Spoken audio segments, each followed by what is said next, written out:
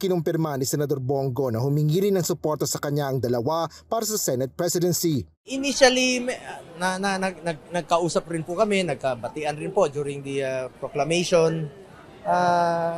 Open naman po ang aming linya dahil magkasama po kami nung mga nakaraang kongreso rin po. So nanghingi pa silang suporta from you, sir? From our group, yes. Both SP and SOTO? Marami pa pong ibang nakikipag-usap rin po sa amin. But we are open sa lahat po ng pag-uusap. Basta ang criteria namin, unahin yung interest ng bayan, interest ng bawat Pilipino. At independent Senate po ito.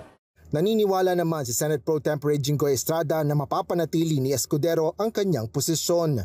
Everything's still possible. We still have 1 month to talk about things, to negotiate.